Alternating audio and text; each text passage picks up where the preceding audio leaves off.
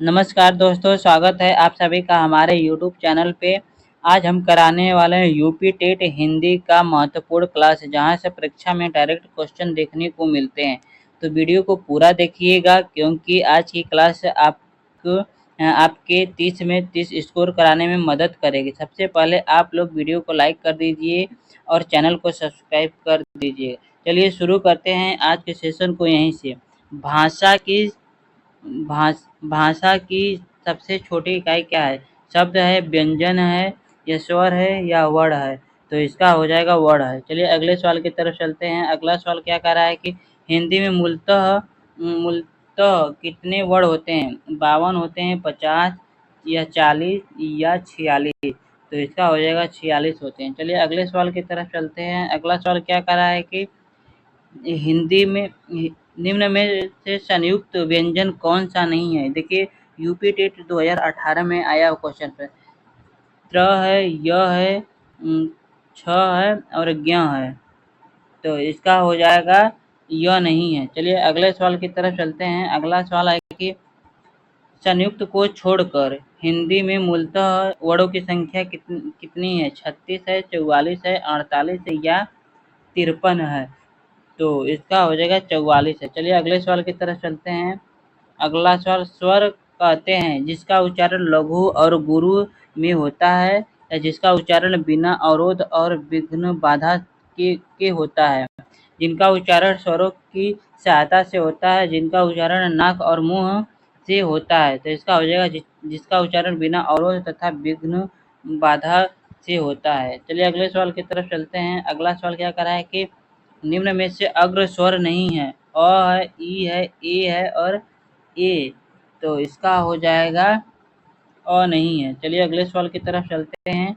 अगला सवाल कह रहा है कि हिंदी में स्वरों स्वरों के कितने प्रकार हैं? एक प्रकार है, दो या तीन या चार? तो इसका हो जाएगा 3 प्रकार है। चलिए अगले सवाल की तरफ चलते हैं। अगला सवाल क्या कह रहा है? अगला सवाल कह रहा है कि हिंदी वर्णमाला में और अह क्या है? स्वर है, व्यंजन है, अहयोग है, या संयुक्ताक्षर है? तो इसका यह अहयोग। वाह।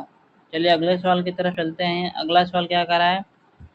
अगला सवाल कह रहा है कि जिसके उच्चारण में दीर्घ स्वर से भी अधिक समय लगता है वे कहलाते हैं? मूल स्वर, प्रलुप्त स्वर, संयुक्त स्वर, अहयोग? तो इसका हो जाएगा प्रलुप्त स्वर। प्रलुप्त स्वर। चलिए अगले सवाल की तरफ चलते हैं। अगला सवाल कह रहा है कि जिनका उच्चारण ऊपर के दांतों पर जीभ लगाने से होता है उसे कहते हैं? मूर्धन्य कंठ, या दंत, या अनुनासिक? तो इसका हो जाएगा दंत हो जाएगा। चलिए अगले सवाल की तरफ चलते हैं। अगला सवाल क्या कह रहा है कि उच्चारण के समय जीभ की स्थिति के अनुसार स्वरों को कितने भेद किए गए हैं? 2 भेद, 3 भेद, 5 भेद, या 7 भेद? तो इसका हो जाएगा 3 भेद किया गया है। चलिए अगले सवाल की तरफ चलते हैं। अगला सवाल कह रहा है कि वे ध्वनियाँ जो स्वरों की सहायता से को बिना उच्चारित नहीं हो सकते वे कहलाती हैं? स्वर, शब्द, व्यंजन, या संयुक्ताक्षर? तो इसका हो जाएगा व्यंजन होता है। चलिए अगले सवाल की तरफ चलते हैं। अगला सवाल कर रहा है कि निम्नलिखित में से एक स्पर्श व्यंजन है? स है, छ है, ल है, या ह है? तो इसका हो जाएगा छ है। चलिए अगले सवाल की तरफ चलते हैं। अगला सवाल है कि हिंदी वर्णमाला के अंतिम 5 अक्षरों का उच्चारण का स्थान होता है? अनुनासिक होता है, कंठ होता है, तालुक्य होता है, या मूर्धन्य होता है? तो इसका हो जाएगा अनुनासिक होता है। चलिए अगले सवाल की तरफ चलते हैं। अगला सवाल कर रहा है कि अंतस्थ व्यंजन है? स, ह, या त्र, छ, त्र, ज्ञ और स्र है? अंग अ और अह है, या य, र, ल, व है? तो इसका हो जाएगा य, र, ल, व है। चलिए अगले सवाल की तरफ चलते हैं। ड का उच्चारण स्थान होता है? नासिक्य, या कंठ, मूर्धन्य, या कंठ तालव? तो इसका हो जाएगा नासिक है। चलिए अगले सवाल की तरफ चलते हैं। उत्क्षिप व्यंजन है, स स स है, या य र ल है, या छ त्र ज्ञ है, या ड और ढ है। तो इसका हो जाएगा ढ है। चलिए, उत्क्षेपित ध्वनि का प्रयोग हुआ है आरजू में। उत्क्षेपित ध्वनि का प्रयोग हुआ आरजू में, खसरा में, पढ़ाई में या जफर में। तो इसका हो जाएगा पढ़ाई में हुआ है। चलिए अगले सवाल की तरफ चलते हैं। अगला सवाल कर रहा है कि ज्ञ वर्ण किन वर्णों के संयोग से बना है? ज प्लस ज्ञ और ज प्लस ज्ञ, ज प्लस ज और ज प्लस ध। तो इसका हो जाएगा ज प्लस ज्ञ से बना है। चलिए अगले सवाल की तरफ चलते हैं। अगला सवाल क्या कर रहा है कि छत्र और ज्ञ की गणना स्वतंत्र वर्णों में नहीं होती क्योंकि यह संयुक्त व्यंजन है। इनका प्रयोग केवल तत्सम शब्दों में होता है। यह व्यंजन अर्थ स्वर माने जाते हैं। यह पूर्णतः स्वतंत्र व्यंजन है।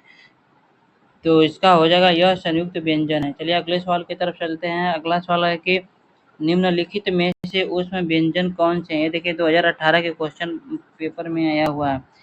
च छ ज स अ ब स या य र ल। तो इसका हो जाएगा स है। चलिए अगले सवाल की तरफ चलते हैं। अर्ध स्वर है य व या ई और उ, री और ली और री और स। तो इसका हो जाएगा य और व। चलिए अगले सवाल की तरफ चलते हैं। अगला सवाल क्या कर रहा है? स ध्वनि का उच्चारण स्थान है मूर्धन्य, तालुक, दंत या ओठ। तो इसका हो जाएगा तालुक। ये देखिए 2017 में ये क्वेश्चन पत्र है। चलिए अगले सवाल की तरफ चलते हैं। मूर्धन्य ध्वनियाँ कौन सी होती हैं? च छ ज झ ट ठ ड ढ त थ द ध प फ ब म।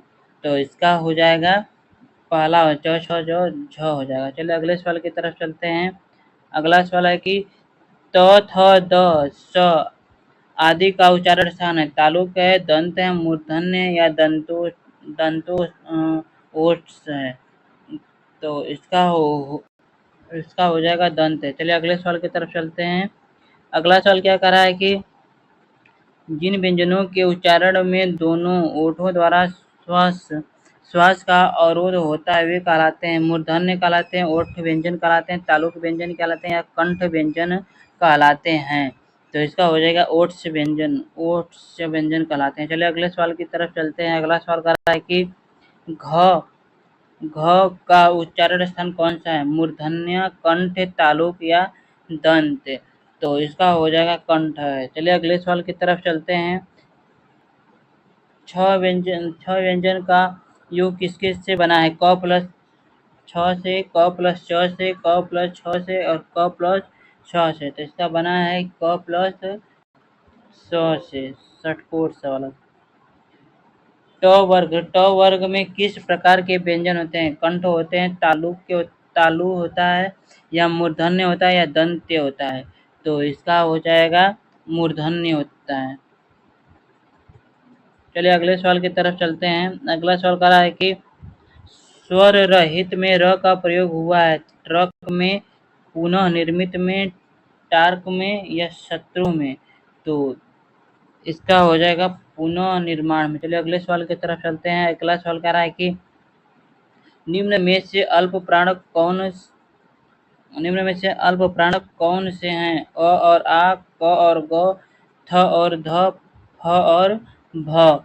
तो इसका हो जाएगा क और ग है। चलिए अगले सवाल की तरफ चलते हैं। अगला सवाल कह रहा है कि निम्नलिखित में से कौन सी बात गलत है? ध सघोष महाप्राण दंत्य है, ब सघोष ओष्ठ महाप्राण है, च अघोष तालुक अल्प प्राण है, ख कंठ महाप्राण अघोष है। तो इसका हो जाएगा ब संघोष ओष्ठ महाप्राण है। चलिए अगले सवाल की तरफ चलते हैं। अगला सवाल कह रहा है कि जिसके उच्चारण में स्वर तंत्रियों में कंपन न हुए कहलाते हैं? घोष ध्वनियाँ, महाप्राण ध्वनियाँ, अघोष ध्वनियाँ, अल्प प्राण ध्वनियाँ। तो इसका हो जाएगा घोष ध्वनियाँ। चलिए अगले सवाल की तरफ चलते हैं। अगला सवाल कह रहा है कि प्रसन्नता में कौन सा ध्वनि है? संयुक्त ध्वनि, संपृक्त ध्वनि या युग्मक ध्वनि या इनमें से कोई नहीं? तो इसका हो जाएगा संयुक्त ध्वनि है। चलिए अगले सवाल की तरफ चलते हैं। निम्न में से कौन सा महाप्राण ध्वनि नहीं है? क, घ, झ और य। तो इसका हो जाएगा क नहीं है। चलिए अगले सवाल की तरफ चलते हैं। अगला सवाल क्या कर रहा है? अगला सवाल कर रहा है कि अघोष वर्ण कौन सा है? अ, ज, ह और स।